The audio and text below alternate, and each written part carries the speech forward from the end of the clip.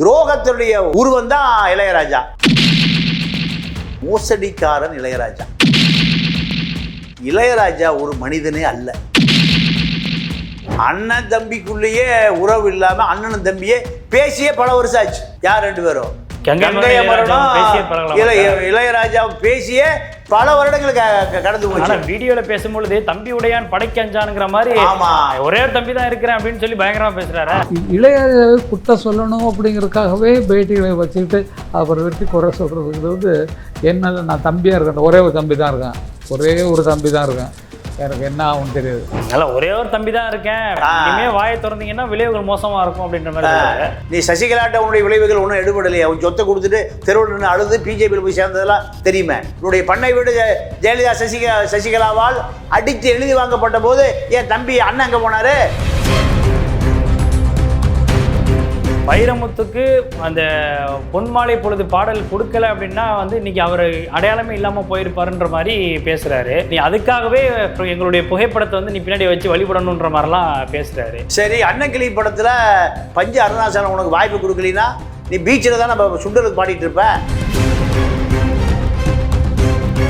கஸ்பாரை ஏமாத்துறேன், பிரசாத் ஸ்டுடியோவை ஏமாத்துறேன், உங்க அண்ணனை ஏமாத்துறேன், குணசேகரை ஏமாத்துறேன்.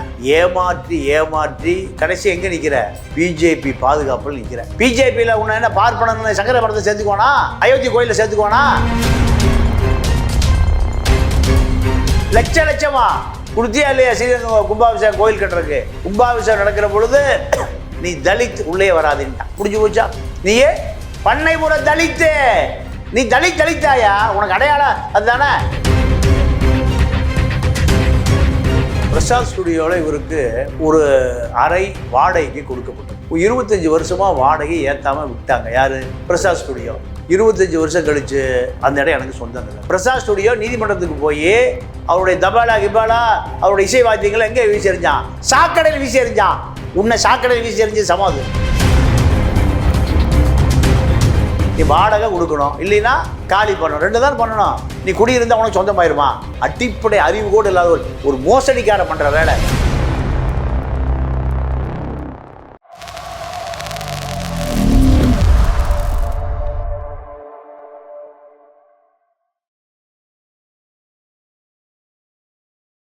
ஐத்தமிழியர்களுக்கு வணக்கம். இன்றைய நேர்காணலில் நம்மோடு இணைந்திருப்பவர் மூத்த பத்திரிகையாளர் திரு பாண்டியன் அவர்கள். அவரிடம் நடப்பு அரசியல் குறித்து விவாதிக்கலாம். வணக்கம் சார். வணக்கம். எப்படி இருக்கீங்க? நல்லா இருக்கேன். இளையராஜா, கங்கை அமரன் இரண்டு நபர்களும் சிறந்த இசையமைப்பாளர்கள் அப்படிங்கிற ஒரு பெயர் காலம் போய் இன்னைக்கு சிறந்த சர்ச்சையாளர்கள் அப்படின்ற பெயருக்கு வர்ற அளவுக்கு இன்னைக்கு மாறி இருக்கிறாங்க. ஏன்னா தொடர்ந்து பல்வேறு சர்ச்சைகளுக்கு இரண்டு நபர்களுமே அடிக்கடி உள்ளாகிக்கிட்டு இருக்கிறாங்க. அந்த வகையில் நேற்று கங்கை அமரன் ஒரு வீடியோ ஒன்று வெளியிட்டிருக்கிறாரு. அதாவது வைரமுத்து ஒரு பேசிய வீடியோக்காக ஒரு பதிலடி கொடுக்கும் வகையில் அதில் ஒரு கருத்தியல் ரீதியாக எதிர்ப்பு தெரிவிச்சிருந்தா கூட அதை நம்ம பெரிய லெவலில் பேசாமல் கடந்து போயிடலாம். ஆனால் இதில் ஒரு தனிப்பட்ட முறையில் சில வன்மத்தையும் இவர் பேசியிருக்கிறாரு. அதாவது நான் ஒரே ஒரு தம்பி தான் இருக்கிறேன், உங்களை நீ இனிமேல் வாயை மூடிக்கிட்டு இருக்கணும், இனிமேல் இளையராஜாவை பற்றி ஏதாவது பேசுனீங்கன்னா விளைவுகள் மோசமாக இருக்கும் அப்படின்ற மாதிரிலாம் பேசியிருக்கிறாரு. முதற்கட்டமாக அவருடைய பேச்சை எப்படி பார்க்குறீங்க? இல்லை, அதாவது இளையராஜா இளைய சகோதரன் கங்கை அமரனுக்கும் விசுவாசமாக இல்லை, மூத்த சகோதரன் பாவலர் வரதராஜனுடைய மகன் லெனினுக்கும் விசுவாசமாக இல்லை. இளையராஜாவை கங்கை அமரன் நீண்ட நாளாக தூக்கி பிடிக்க முடியாது. ஏன்னா கங்கை அமரனோட இளையராஜா இசைவா இல்லை. எனக்கு தெரிஞ்சு ஒரு பட தயாரிப்பாளர் 90களில் 5 லட்ச ரூபா பணம் கொடுக்குறாரு. யார்கிட்ட? கங்கை அமரன்கிட்ட கொடுத்து இசையமைக்க சொல்கிறார். ஒரு இலங்கை தமிழர் அந்த படத்தினுடைய ப்ரொடியூசர். இவர் 5 லட்ச ரூபாயை வாங்கிட்டு அண்ணங்கிட்ட கொடுத்தாரோ கொடுக்கலையே தெரியல. ஆனால் அந்த பட வேலைகள் நடந்துட்டுருக்கு. ஒரு கட்டத்தில் இளையராஜா இந்த படத்துக்கான இசையை வேறொரு திரைப்படத்துக்கு விற்றுட்டார். அப்போது இந்த தயாரிப்பாளருடைய இலங்கை தமிழர் என்னுடைய படத்துக்கு தானே இசையமைச்சிங்க, இப்போ இதை வேறொரு படத்துக்கு விற்றுட்டீங்களே கேட்கும்போது எனக்கும் உனக்கு சம்மந்தம் இல்லை, நீ யார்கிட்ட பணம் கொடுத்த அவங்கள்ட்ட போய் கேட்டுக்க. கங்கை மட்டும் கொடுத்துட்டாரு. கங்கை அமரன் என்ன சொல்லிட்டாரு? நான் அண்ணங்கிட்ட கொடுத்துட்டேங்கிறாரு. யார் அது? இப்போ தயாரிப்பாளர் எங்கே இருக்கார்? எல்லா விவரத்தையும் கங்கை அமரன் எனக்கு நோட்டீஸ் அனுப்பட்டும், நான் சொல்கிறேன். அப்போது அண்ணன் தம்பிக்குள்ளேயே உறவு இல்லாமல் அண்ணனும் தம்பியே பேசியே பல வருஷம் ஆச்சு. யார் 2 பேரும்? கங்கை அமரனும் இளையராஜாவும் பேசியே பல வருடங்களுக்கு கடந்து போச்சு. இதுல வீடியோல பேசும்பொழுது தம்பி உடையான் படைக்கு அஞ்சானுங்கிற மாதிரி ஒரே ஒரு தம்பி தான் இருக்கிறேன் அப்படின்னு சொல்லி பயங்கரமா பேசுறாரு. ஆமா, ஒரே ஒரு அண்ணனுக்கு ஒரு மகன் இருக்காரு, பேரு லெனின். அவர் யாருன்னு கேட்டீங்கன்னா பாவலர் வரதராஜனுடைய மகன். அந்த பாவலர் வரதராஜன் அவரு தான் அந்த இசை குடும்பத்துக்கு சொந்தக்காரர். இந்த தம்பிகளை பூரா இசை கற்றுக் கொடுத்தவர் அவர் தான். அந்த பாவலர் வரதராஜனுடைய மகன் லெனின் இப்போ எங்கே இருக்கான்? இளையராஜா சொல்லுவாரா? இல்லை கங்கை அமரன் சொல்லுவாரா? தெருவா தெரிகிறாரு, வீதியாக தெரிகிறாரு. எங்கே இருக்கா சொல்லுங்க பார்ப்போம். அவர் இளையராஜா பேர் கங்கை அமரன் சேர்ந்து இளைய கங்கை மியூசிக் குழுன்னு ஒரு குழு வைக்கிறார். குழு வச்சு நீங்கள் கோடம்பாக்க சினிமா கம்பெனிலாம் ஏறி இறங்குறாரு. இளையராஜா சொல்லிட்டாரு, என்னுடைய பெயரை, அதாவது இளைய கங்கை, அவரை வச்சுருந்த இசைக்குழு பேர். இப்படி எவனாவது என் பேரை சொல்லிட்டு வந்தான்னு அவனை அனுமதிச்சிங்கன்னா என்ன, நான் உங்களுடைய பட தயாரிப்பு நிறுவனத்தை திரும்பி கூட பார்க்க மாட்டேன். யார் அவர்? இவருக்கு இசை கற்றுக் கொடுத்து இவருக்கு அடையாளம் கொடுத்த அண்ணன் பையனை தெருவில் ஓட்டார் அவரே. இப்போ இளையராஜா பையன் யுவன் சங்கர் ராஜா இசையமைப்பாளர், இன்னொருவர் இசையமைப்பாளர், பவதாராணி பாடகி, இறந்து போச்சு அந்த பொண்ணு. இளையராஜா பையன் வெங்கட் பிரபு பெரிய டைரக்டர். இப்படியெல்லாம் இருக்கா இல்லையா? இவனுக்கெல்லாம் அறிவு சொல்லி கொடுத்த பாவலருடைய பையன் எங்க இளையராஜா? நான் கேட்குறேன், எங்க இளையராஜா? கங்கை அமரா எங்க அந்த பையன்? என் குடும்ப பிரச்சனை சொல்லலாம். ஏடா குடும்ப பிரச்சனை தெருவில் தெரியுதா? என் குடும்ப பிரச்சனை. நீங்கள் 2 பேரும் பண்ணை வீடுகள், பல கோடி ரூபாய் ஆஸ்தி அந்தஸ்து, ஆடிக்காரு அம்ஜிக்காரு, பலாயிரம் பாடல்கள், கோடிகளில் மிதக்கிறீங்கல்ல. உன் குடும்பத்தில் இருந்த பாவலர் வரது அவன் தான் கம்யூனிஸ்ட், தெருப்பாடகன். வீதியாக தெருவாக பாடி உங்களுக்கு இசையை சொல்லி கொடுத்து, உங்களுக்கு அடையாளத்தை கொடுத்து, உங்களுக்கு ரயிலை ஏற்றி விட்டு எல்லாம் அவன் தான். தாயும் தந்தையும் எல்லாம் அவன் தான். யார்? பாவலர் கிரியேஷன்ஸ். படம் மட்டும் எடுக்க தெரியுது. அந்த பையன் எங்கே? நான் இப்படி கேட்குற கேள்விக்கு பதில் சொல்லிட்டோம். காரணம், இளையராஜா ஒரு மனிதனே அல்ல. ஏன் இப்போ நீங்கள் கங்கை அமரன் சொல்கிற மாதிரி நீங்கள் சொல்கிறீங்களா? வைரமுத்து சொல்கிற மாதிரி, வைரமுத்து சொல்கிற மாதிரி, கங்கை அமரன் சொல்கிற மாதிரி. கங்கை அமரன் வைரமுத்து சொல்கிறாரு, வர மனுஷனே கிடையாது. ஏன்னா நான் எப்படி மனுஷன் இல்லை, ஆதாரங்களோட சொல்கிறேன். நான் பொத்தாம் பொதுவாக சொல்ல. இவருடைய கிராமம் பண்ணைபுரம். பண்ணைபுரத்துலேருந்து ஒரு பள்ளிக்கூடம் கட்டணும்னு ஊர் மக்கள் பூரா வர்றான். ஒரு 10 பேர் வர்றான். யார் வீட்டுக்கு? இளையராஜா வீட்டுக்கு. காத்து கிடக்கிறான் 10 நாளா. ஒரு காரில் போகிறாரு, காரில் வர்றாரு. பிறக்கும் போதே ஆடிக்காரு, பென்ஸ் கார், BMW கார் தானே பிறந்தாரு. போகிறாரு வர்றாரு, பார்க்க மாட்டேங்கிறாரு. பண்ணை வீட்டிலேருந்து பார்க்க மாட்டேங்கிறாரு. அவனும் போகாமல் அந்த ஊர் மக்கள் தொடர்ச்சியாக வரான். எப்படியாவது கிடைக்கன் பார்வை பார்த்துட மாட்டாரா? ஜெயலலிதா கிடைக்கன் பார்வை பற்றாதான்னு படத்தோண்டு அங்கே காத்து நிற்பான். கருணாநிதி வீட்டில் இப்படி காத்து நிற்க மாட்டான். கருணாநிதி வீட்டு மேலேயே போயிடுவான். ஜெயலலிதாவுடைய கிடைக்கன் பார்வை படாதான்னு பார்வை. அந்தமா அகங்காரம், அதிகாரம், செருக்கள் தான் இருக்கும். இருந்தாலும் பல பேர் வீட்டுக்குள்ளே போய் சோறு போட்டுருக்கு, அது வேறு விஷயம். அப்போது பள்ளிக்கூடம் கட்டணையா 10 நாள் கழித்து காரை நிறுத்தி ஓ நேரமும் வீணாக போகுது. ஏன் நேரத்துக்கு ஏன் நீ வீணாக்குற? உனக்கும் பிரயோஜனம் இல்லை, எனக்கும் பிரயோஜனம் இல்லை. போ. எதுக்கு? பள்ளிக்கூடம் கட்ட வந்தவன பட பூஜை இசை அட்வான்ஸ் வாங்கிட்டு நேராக எங்கே கொண்டு போகிற? ஸ்ரீரங்கத்தை கொண்டு போய் ராஜகோபுரம் கட்டுறதுக்கு கொண்டு லட்சமாக கொடுக்குறேன். எவ்வளவு? லட்சமா கொடுத்தியா இல்லையா? ஸ்ரீரங்கம் கும்பாபிஷேகம் கோயில் கட்டுறதுக்கு. கும்பாபிஷேகம் நடக்கிற பொழுது நீ தலித் உள்ளே வராதுன்ட்டான். முடிஞ்சு போச்சா? நீயே பண்ணைபுர தலித்து, நீ உள்ளே வராதேன்ட்டான். அப்போ உனக்கு அறிவு இல்லை. நீ பிஜேபியில் இருக்க. சங்கரமடத்தை நீ போயிருவியா? சங்கரமடத்தில் சுப்பிரமணிய சாமி உட்கார வைக்கிற சேர்ல உன்னை உட்கார வைப்பாரா சங்கராச்சாரியார்? கடைசி சங்கராச்சாரியார் இருக்கார். கடைசி சங்கராச்சாரியார் இருக்கார். அதாவது பாலேந்தர் விஜயேந்திரன் உட்கார வச்சிருவாரா? அண்ணன் தம்பி 2 பிஜேபிக்கு பட்டு வெண்சாமரை வீசுறீங்க. நீ தலித்தாயா? உனக்கு அடையாளம் அதுதானே. நீ இவ்வளவு பெரிய மேஸ்ட்ரோவா ஆக்கிய ஜெகத் கஸ்பார் பெரிய முதல்ல துரோகம் பண்ண. உன்னை கொண்டு போய் எங்கே உட்கார வச்சாரு? பீக் தேவன் உட்கார்ந்தார்ல. பீக் தேவன் உலகத்திலே மிகப்பெரிய இசை ஞானி. அவர் இருந்த இடத்துல கொண்டு ஜெகத் கஸ்பார் உட்கார வச்சு பல கோடி அந்த கிறிஸ்துவ மிஷினரிகளிலிருந்து பல கோடி எடுத்து ஒரு தமிழனை பெரிய உலகளாவில் உலக இசை ஞானிகளோட ஆயிரக்கணக்கான இசை கலைஞர்களோடு போட்டி ஓட வச்சார். உனக்கு அவரோட நல்ல நட்பு இருக்கா? அவருக்கு பெரிய துரோகம் பண்ண ஜெகத் கஸ்பக் நிகழ்ச்சி முடியிருக்கல துரோகத்துடைய உருவம் தான் இளையராஜா. சரி, அது விடு. குணசேகர அவர் யாருன்னா பாண்டிச்சேரியில் இருக்கக்கூடிய இசைக்கல்லூரியினுடைய பேராசிரியர் முதல்வர். அவர் தான் உனக்கு ஒரு விழா எடுக்கணும்னு ஆசைப்படுறாரு. உனக்கு ஒரு விழா எடுக்குன்னு ஆசைப்படுறாரு. நீ சொல்லிட்ட என்னை தலித்த அடையாளத்துக்குள்ளே என்ன அசிங்கப்படுத்தாத. யார் சொன்னது? இளையராஜா. இனி தலித்துங்கிற அடையாளத்தையே சொல்ல வெக்கப்படுற. பிஜேபியில் உன்னை என்ன பார்ப்பனன்னு சங்கர மடத்தை சேர்த்துக்கோனா? அயோத்தி கோயிலில் சேர்த்துக்கோனா? நீ தலித்தாயா? உன்னுடைய அடையாளம் அப்படி தானே வச்சிருக்காவ. திருமாவளவன் பெரிய தலைவர், மிகப்பெரிய தலைவர். திருமாவளவனை இந்த கூட்டணிக்குள்ள திராவிட இயக்கம் புறக்கணிக்கிறான். கீழே மேலே எல்லாமே திருமாவளவன் வளர்ந்துடக்கூடாதுன்னு நினைக்கிறான். ஏன்? தலித் அரசியல் பொது தொகுதிக்கு கேட்காதீங்கிறான். கட்சிகளும் செய்யுது அப்படிங்கிறீங்களா? எல்லா கட்சியுமே, அதிமுக திமுக எல்லாமே. நீ அதை கண்டிச்சிருக்கியா? நீ ஒரு இசை கலைஞன், நீ சொன்னால் பல பேரால் பார்க்கப்படும். அப்போ தலித்துக்கு பொது தொகுதியே கிடையாது. என்ன தொகுதி? தனி தொகுதி தான். தனி டம்ளர், தனி கிளாஸ் வைக்கிற மாதிரி. தனி டீ கடையில் கொட்டாங்காய்ச்சி வச்சுருப்பான், தேங்காய் தொட்டி தனி கழுவி நீயே வச்சுட்டு போயிடணும். எத்தனை வருஷத்துக்கு முந்தி? 50 வருஷத்துக்கு முந்தி இருந்ததா இல்லையா? இப்போ எனக்கு அதுவும் இதுவும் வித்தியாசம் எனக்கு ஒன்றும் தெரியல. எதுக்கு திருமாவளவனுக்கு சிதம்பரம் தனி தொகுதி? சரி, ரிசர்வேஷனில் அது ஒரு அங்கம் வச்சுக்கலாம். ஆனால் இளையராஜாவை பொறுத்தவரை இளையராஜா ஒரு தமிழக மக்களுக்கான கலைஞன். ஆனால் நீ எதுக்கு போய் பிஜேபியில் சங்கர மடத்தில் உன்னுடைய அடையாளத்தை மறைச்சு ஒளிஞ்சு காவி கடலில் மாறுற? உன்னுடைய சமூகம் பூரா அடுத்த கட்டத்துக்கு நகர்ந்துருச்சா? நகரில். குணசேகரன் கூப்பிட்டா போக மாட்டேங்கிற. ஆனால் உன்னுடைய குடும்பத்தில் நடந்த ஒரு நிகழ்ச்சிக்கு திருமாவளவன் வேணுங்கிற. எதுக்கு திருமாவளவன் வேணும்? தேடி கண்டுபிடிக்கிறக்கா? எதை தேடி கண்டுபிடிக்கிறக்கு?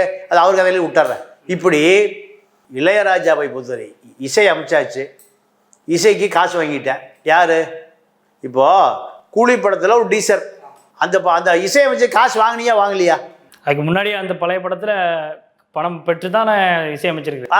இப்போ இதை நீ வெளியிடாதீங்கன்னா உனக்கு உரிமை கூறுவதுக்கு என்ன உனக்கு ரைட்ஸ் இருக்கு? ராயல்ட்டி வாங்கி வச்சிருக்கோம் அப்படின்னு சொல்றாரு. ராயல்ட்டி, அந்த மியூசிக்கான ராயல்ட்டி வாங்கி வச்சிருக்கிறோம் அப்படின்னு சொல்லி தான் கோர்ட்ல எல்லாம் கேஸ் நடந்துச்சு. சரி, நீ ராயல்ட்டி கேட்குற. அப்போ அதில் பாடுனவன், பாட்டு எழுதுனவன், அவனுக்கு ராயல்ட்டி இருக்கா இல்லையா? அதைத்தான் வைரமுத்து சொல்றாரு. பாட்டு தனி இசையும் பாட்டும் வந்து எது ரெண்டுமே ஈக்குவலாக முக்கியம் அதான் கேட்குறேன். அப்போ பாட்டு எழுதுனா தான் இசையமைக்க முடியும். பாட்டு எழுதுறவன் ஒருத்தன், பாடுறவன் ஒருத்தன், இசையமைக்கிறது ஒருத்தன். 3 சேர்த்து. அப்போ 3 பேருக்கு காசு வாங்காமல் பண்ணீங்களா? தயாரிப்பாளர்கள் பணமே வாங்கலையா? மோசடிக்காரன் இளையராஜா, மிக மிக மோசடி. அப்போது உன்னுடைய கலை நீ உரிமை கொண்டாடிட்டே இருக்க. மக்களுக்கு போய் சேர வேண்டியது. கலை, இலக்கியம், பண்பாடு, கலாச்சாரம் எங்கிருந்து வருது?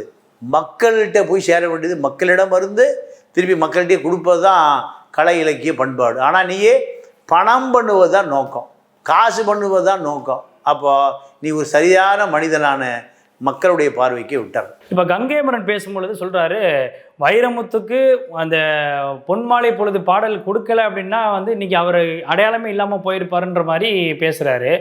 அந்த பாடலை கொடுத்தது இளையராஜா. இளையராஜா அப்படி ஒரு வாய்ப்பு கொடுத்ததுனால தான் இன்றைக்கி வந்து எந்த அளவுக்கு வளர்ந்துருக்கீங்க. நீ அதுக்காகவே இப்போ எங்களுடைய புகைப்படத்தை வந்து நீ பின்னாடி வச்சு வழிபடணுன்ற மாதிரிலாம் பேசுகிறாரு. சரி, அன்னக்கிளி படத்தில் பஞ்சு அருணாசலம் உனக்கு வாய்ப்பு கொடுக்கலின்னா நீ பீச்சில் தான் நம்ம சுண்டலுக்கு பாடிட்டு இருப்ப. சுண்டல் தான் தருவான். தெருவில் போகும்போது 5 ரூபா காயினை வீசிட்டு போவான். பீச்சில் தான் பாடிட்டு இருந்திருப்பா நீ அண்ணன் தம்பி 2 பேரும். கம்யூனிஸ்ட் கட்சி உன்னை சேர்த்த மாட்டான். நீ பிஜேபியில் வந்தீங்கன்னா உன்னை கம்யூனிஸ்ட் கட்சி எப்படி சேர்த்துவான்? அன்னக்கிளி படத்தில் அந்த வாய்ப்பை கொடுத்தது யார்? ஒவ்வொருத்தருக்கும் ஒரு வாய்ப்பு தான். ஒவ்வொருவருக்கும் ஒரு வாய்ப்பு இல்லை. இப்போ அவருடைய தனிப்பட்ட முறையில் இவர் வளர்ந்து வந்த இத்தனையார் கிட்டத்தட்ட 7000 பாடலுக்கு மேலே வைரமுத்து அவர்கள் எழுதியிருக்கிறாரு. அவர் தனித்திறமையால் வளர்ந்து வந்திருக்காரு. தினைக்கே சொல்லப்போனால் வெறும் 6 வருட காலம்தான் இளையராஜாவுக்கும் வைரமுத்துவுக்கான அந்த உறவு அப்படிங்கிறது அந்த நேரத்தில். அதுக்கப்புறம் அவங்க 2 பேருமே வேறு துருவங்களாக மாறிட்டாங்க. அப்படி இருக்கும்பொழுது இவருடைய திறமையை வந்து கொச்சப்படுத்துகிற மாதிரி ஆயிடுறதா? இல்லை, அதாவது இளையராஜாவை பொறுத்தவரை இளையராஜா மிக மிக ஒரு சுயநலவாதி. பணம் பண்ணுவது மட்டும்தான் அவருடைய நோக்கம். அப்போது இந்த சுயநலவாதியினுடைய பேச்சை பெரிய அளவில் பொருள்படுத்த வேண்டிய அவசியம் இல்லை. நீ சொந்த தம்பியோடைய தொடர்பில் இல்லை. தம்பி அண்ணனை தூக்கி நிறுத்துறாரு, ஏன்னா அனாதையாக போயிடுவார், கேட்க ஆள் இல்லை. யூபியிலேருந்து தான் வரணும் இளையராஜாவை கேட்கறதுக்கு, டெல்லியிலேருந்து தான் வரணும், பிஜேபி ஆளுகிற மாநிலத்திலிருந்து தான் இளையராஜாவை கேட்க வரணும். ஆனால் இளையராஜாவை பொறுத்தவரை இளையராஜா தமிழர்களுடைய அடையாளமாக இருப்பார்னு தமிழர்கள் நம்புகிறான். ஆனால் இவர் தமிழர்களுக்கு நம்பிக்கையான ஆளாக இல்லை. இவர் இப்போ இந்த இளையராஜாவுடைய இந்த சர்ச்சை அப்படிங்கிறது கிட்டத்தட்ட ஏற்கனவே முன்னதாகவே எஸ்பிபி ஒரு கான்செர்ட்டில் பாடக்கூடாது, தன்னுடைய பாடல்களை பாடக்கூடாதுலாம் சொல்லி அதுக்கெல்லாம் எதிர்ப்பு தெரிவிச்சிருந்தாரு. அதே மாதிரி தான் இந்த இந்த கூலி படத்துக்கும் இப்போ இந்த நோட்டீஸ் அனுப்பிச்சிருக்கிறாரு. தொடர்ந்து நீங்கள் சொல்கிறது மாதிரி ஏற்கனவே சொன்னீங்க, அந்த தயாரிப்பு நிறுவனத்திட்ட சம்பளம் வாங்கி தான் நீங்கள் ஒரு பாடலை இசையமைக்கிறீங்க. அப்போ அப்படிங்கிறப்போ இதை பாடலை அவங்க வேறு படத்தில் பயன்படுத்துகிறாங்க அப்படிங்கிறதுக்காக அதுக்கு உரிய அனுமதி வாங்கலை அப்படின்னு சொல்லி இது மாதிரி நோட்டீஸ் அனுப்புறது அப்படிங்கிறது எந்த விதத்தில் சரியாக இருக்கும்னு நினைக்கிறீங்க? ஒரே ஒரு உதாரணம் சொல்கிறேன். இவர் பிரசாத் ஸ்டுடியோவில் இவருக்கு ஒரு அறை வாடகைக்கு கொடுக்கப்பட்டது. நல்லா கேட்டுங்க, ஒரு அறை வாடகைக்கு கொடுக்கப்பட்டது. அங்கே தான் அவர் அங்கே உட்கார்ந்து மியூசிக் அடிப்பார், தபேலா அடிப்பார், கிட்டார் வாசிப்பார். ஒரு இசை உருவாக்குறது இடம் அதுதான். 25 வருஷமாக வாடகை ஏற்றாமல் விட்டாங்க. யார்? பிரசாத் ஸ்டுடியோ. 25 வருஷம் கழிச்சு அந்த இடம் எனக்கு சொந்தங்கிறார். எனக்கு சொந்தம் சொல்றேன். ஆமாம், வேற என்ன அடி திருவள்ளத்துக்கு வீசி எரிஞ்சான். பிரசாத் ஸ்டுடியோ நீதிமன்றத்துக்கு போய் அவருடைய தபாலா கிபாலா அவருடைய இசை வாத்தியங்களை எங்கே வீசி எறிஞ்சான்? சாக்கடையில் வீசி எறிஞ்சான். உன்னை சாக்கடையில் வீசி எறிஞ்சு சமாது. நீ வாடகை கொடுக்கறதுக்கு உனக்கு வக்கு இல்லை. அவங்ககிட்ட சமரசம் பேசி வாடகை உயர்த்தி கொடுப்பதற்கு உனக்கு வக்கு இல்லை. அதை ஏமாற்ற நினச்சியா? என்ன அர்த்தம் அதுக்கு பேர்? பிரசாத் ஸ்டுடியோவில் உன்னை கௌரவப்படுத்தி வச்சுருந்தான். நீ வாடகை கொடுக்கணும், இல்லைன்னா காலி பண்ணணும். 2 தான் பண்ணணும். உரிமையாளர் யார்? நீ குடியிருந்தால் உனக்கு சொந்தமாயிருமா? அடிப்படை அறிவு கூட இல்லாத ஒரு மோசடிக்காரன் பண்ணுற வேலை. அவன் என்ன பண்ணான்? நீதிமன்றத்துக்கு போய் பூட்டை உடைச்சு இவனுடைய வாத்திய கருவியில் பூரா எங்கே தூக்கி எறிஞ்சான்? சாக்கடையில், தெருவில் வீசி எறிஞ்சான். எல்லாம் எங்கே? அந்த அருணாச்சலம் வீதி பூரா பார்த்து அசிங்கப்பட்டு பல இடங்கள் அசிங்கப்பட்டு உன்னுடைய முகமூடி முக திரை கிழிக்கப்பட்டு பல இடங்களில் உன்னுடைய பிம்பம் உடைக்கப்பட்டது. உன்னுடைய பிம்பம் பல இடங்களில் உடைக்கப்பட்டது. இப்போ மீண்டும் மீண்டும் உடைவிடுவதற்கான வாய்ப்பை நீயே உருவாக்கி கொடுக்குற. கஸ்பாரை ஏமாத்துறேன், பிரசாத் ஸ்டுடியோவை ஏமாத்துறேன், உங்கள் அண்ணனை ஏமாத்துறேன், குணசேகரை ஏமாத்துறேன், பள்ளிக்கூடத்து உன்னுடைய உள்ளூர் பண்ணை கொடுத்து மக்களை ஏமாத்துறேன். இப்படி பல பேரை ஏமாற்றி நீ இப்போ கடைசி எங்கே நிற்கிற? பிஜேபி பாதுகாப்பில் நிற்கிற. உன்னை பிஜேபி தான் பாதுகாக்கும். பிஜேபி உன்னுடைய அடையாளம் காவி, உன்னுடைய அடையாளம் தாமரை. இதுதான் தமிழகத்தில் தாமரை. பெரியாரால், காமராஜரால், கக்கனால், ரெட்டமலை சீனிவாசனால், அயோத்தியாச பண்டிதரால், அத்தனை பேரால் புறக்கணிக்கப்பட்டதான் இந்த காவி. இந்த காவியை நீ போத்தி கொண்டு இருக்கிறாய். உன்னுடைய அடையாளம் மறைக்கப்படும், அழிக்கப்படும் தமிழர்களால். இதுதான் மிக விரைவில் நடக்கும். இப்போ வைரமுத்து அவர்கள் ரொம்ப டீசெண்டாக தான் அந்த விஷயத்தில் பேசும்பொழுது ஒரு பாடலுக்கு முக்கியமானது இசையும் மொழியும் அப்படின்னு அவர் சொல்கிறாரு. அப்போ அப்படி சொல்லும் பொழுது அவர் ரொம்ப நாகரிகமான விஷயங்கள் தான். அப்படி இசையை அமைத்து 2மே முக்கியம் அப்படின்ட்டு நினைக்கிறவங்க தான் உண்மையான ஞானி அப்படின்ற ஒரு விஷயத்த அவர் சொல்கிறாரு. இப்போ இதன் மூலமாக நேரடியாக இளையராஜாவை இப்போ பேர் சொல்லி கூட அவர் விமர்சனம் பண்ணலை. ஆனால் கங்கை அமரன் இன்னும் அடுத்த படிக்கு மேலே போய் ரொம்ப தரக்குறைவாக அவர் விமர்சனம் பண்ணுறதை எப்படி பார்க்குறீங்க? இல்லை, வைரமுத்துக்கும் தம்பி இருக்கார், மகன் இருக்கான், எல்லாம் இருக்குது. இளையராஜாவுக்கு மட்டும் ஏதோ கார்கில் வாரில் யுத்தம் நடத்திட்டு வந்த தம்பி இருப்பதாக கங்கை அமரன் சொல்கிறாரு. எல்லாருக்கும் தம்பி இருக்கான், எல்லாருக்கும் மகன் இருக்கான், எல்லாருக்கும் எல்லாமே இருக்கு. நல்லா ஒரே ஒரு தம்பி தான் இருக்கேன், இனிமே வாயை திறந்தீங்கன்னா விளைவுகள் மோசமாக இருக்கும் அப்படின்ற மாதிரி. நீ சசிகலாட்ட உன்னுடைய விளைவுகள் ஒன்றும் எடுபடலையே. அவன் சொத்தை கொடுத்துட்டு தெருவில் நின்று அழுது பிஜேபியில் போய் சேர்ந்ததெல்லாம் தெரியுமே. உன்னுடைய பண்ணை வீடு ஜெயலலிதா சசிகலாவால் அடித்து எழுதி வாங்கப்பட்ட போது என் தம்பி அண்ணன் எங்கே போனார்? அண்ணன் மகன் எங்கே போனார்? உன் பையன் எங்கே போனார்? எங்கே போன? சசிகலாட்ட உன் பருப்பு வேகலையே. சொத்தை கொடுத்துட்டு தெருவுக்கு வந்தேன், வந்துட்டு போக்கணும் எங்கே பிஜேபியில் போய் எப்படியே சொத்தை காப்பாற்றலாம் அப்படி. இப்போ அங்கேயும் சொத்தை காப்பாற்ற முடியல, அண்ணாமலைகிட்டையும் காப்பாற்ற முடியல, அமர் பிரசாத் ரெட்டிகிட்டையும் காப்பாற்ற முடியல. இந்த பூச்சாண்டி எல்லாம் கொன்ன நீண்ட நாள் இந்த பூச்சாண்டி காட்ட முடியாது. மக்களோடு மக்களாக வாழ்கிறவன், மக்களுக்காக வாழ்கிறவன் பட்டுக்கோட்டை கல்யாண சுந்தரத்தை இன்னும் தலையில் தூக்கி வச்சு கொண்டாடிட்டு இருக்கான். எம்எஸ் விஸ்வநாதனை இன்னும் மக்கள் மறக்கவே இல்லை. ஆனால் இளையராஜானா ராயல்ட்டி இளையராஜா. என்ன இளையராஜா?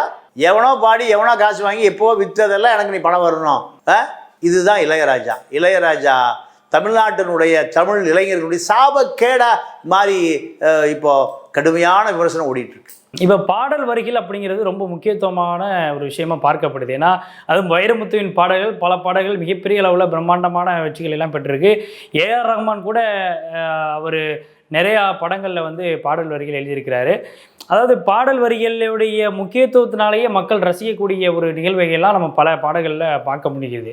ஆனால் இவர் வந்து தன்னுடைய மியூசிக்னால தான் இந்த பாட்டு வந்து பெரிய அளவில் ஹிட் ஆகுது, அதனால தான் இந்த பாடலுக்கு ஒரு முக்கியத்துவம் பெறுது அப்படின்னு இளையராஜா நினைக்கிறாரா? இளையராஜா குரூப்பில் ட்ரம்ஸ் அடிச்சுட்டு இருந்த ஒரு இளைஞன் தான் ஏஆர் ரஹ்மான். யார்? இளையராஜாவுக்கு குரு கிடையாது, இளையராஜாவுடைய சிஷியன். இந்த சிஷியன் இன்னைக்கு பாராட்டப்படுகிறான், போற்றப்படுகிறான். எங்கே? தமிழில் மட்டும் இல்லை, தெலுங்கில் மட்டும் இல்லை, எங்கே ஹிந்தியில், இப்படி உலகளாவில் போயிட்டு இருக்கான் உன்னுடைய சிஷியன். அவனுக்கு எத்தனை இடையூறு செஞ்ச. ஆஸ்கார் அவார்டு வாங்கணும் போது கூட அது ஒரு மாதிரி நக்கலாக வந்து மேடையில் பேசியிருந்தார். அப்போது உன்னை பொறுத்தவரை நீ யாருக்கும் ஏணியாக இருந்ததில்லை. நீ ஏறி வந்து ஏணி எட்டி உதைச்ச. நான் கேட்குறேன், கங்கை அமரனை இளையராஜா ரெண்டு பேருக்கும் இசையை கற்றுக் கொடுத்தது யார் சொல்லுங்களேன் பார்ப்போம். ஏன் மறைக்கிறீங்க? பாவலர் வரதராஜன் இசை குருன்னு ஒருத்தர் இருப்பார்ல, அந்த குரு யார்? இளையராஜா சொல்லுவாரா? இளையராஜாக்கு இசை குரு பாவலர் வரதராஜன். பாவலர் வரதராஜனுடைய இசை குரு யார்? எங்கேயா கற்றுக்கிட்டீங்க சொல்லுங்களேன் பார்ப்போம். ஏன் மறைக்கிறீங்க? உண்மையை வந்து அணுகுண்டை விட வலிமையானது. உண்மை விட்டிக்கும். உங்களுக்கு இசையை கற்றுக் கொடுத்தவன் யார்? தேவாரம் மலை முகட்டிலிருந்து வந்த அந்த பனையேறி யார்? சொல்ல மாட்டீங்களா? அப்போ எல்லாம் மோசடி, எல்லாம் திரைமறைவில் எல்லாத்தையுமே மறைப்பது பணம் பணம் பணம் பணம் மட்டுமே பண்ணுவது. இதை தவிர நீங்கள் எந்த விதமான நன்மையும் இந்த சமூகத்துக்கு செய்யலை. நீ பிறந்த அந்த சமூகத்துக்கே ஒன்றும் செய்யலையே. பள்ளிக்கூடமே கட்டி கொடுக்காத நீ என்னத்தை செஞ்சிட போகிற? உன்னை அந்த சமூகம் கொண்டாடுதா? உன்னை அந்த சமூகம் கொண்டாடுவதற்கு நீ அந்த சமூகத்துக்கு எத்தனை அனாதை குழந்தைகளுக்கு கல்வி கட்டணம் செலுத்தின, எத்தனை மருத்துவமனை உதவி செஞ்ச, எத்தனை பேரை காப்பாற்றின, கொண்டு போய் ஸ்ரீரங்கம் கோயிலுக்கு கொண்டு லட்சமாக கொடுத்தீங்க. அதை வச்சு அந்த ஊரில் ஒரு பள்ளிக்கூடம், ஒரு கல்லூரி, ஒரு மருத்துவமனை, ஒரு பாலிடெக்னிக், பொறியியல் கட்டியிருக்கூடாதா? ஒரு படத்தில் கையை காமிச்சா அந்த ஊர் பூராமே பொறியியல் கல்லூரியாக வந்திருக்குமே. ஒரு ஐஏஎஸ் அகாடமி, ஒரு குரூப் ஒன்று பயிற்சி கல்லூரி, அதான் பண்ணியா? உனக்கு அதை பற்றி தெரியுமா? யோசிச்சியா? கங்கை அமரன் இளையராஜா ரெண்டு பேரும் யோசிச்சிங்களா? இல்லை. இந்த அடையாளத்தையே மறந்து நீங்கள் பூணூல் போட்ட சாதியாக மாற முயற்சிக்கிறீங்க. உங்களை தன்னுடைய சமூகம் தலையில் தூக்கி கொண்டாடுது. குணசேகரன் கொண்டாடுறாரு, நீ அங்கேருந்து வெளியேற, என்னை சொல்லாதேங்கிற. உன்னை பூணூல் போட்ட சமூகமாக உன்னை கொண்டாடும். மிகப்பெரிய சோகம் நீ தமிழனாக பிறந்தது. சரிவா சார், பல்வேறு கேள்விகளுக்கு ரொம்ப தெளிவாக பதில் சொன்னீங்க. எங்களுடைய அரங்கிற்கு வந்து நேர்காணல் அளித்ததுக்கு மிக்க நன்றி. நன்றி, வணக்கம்.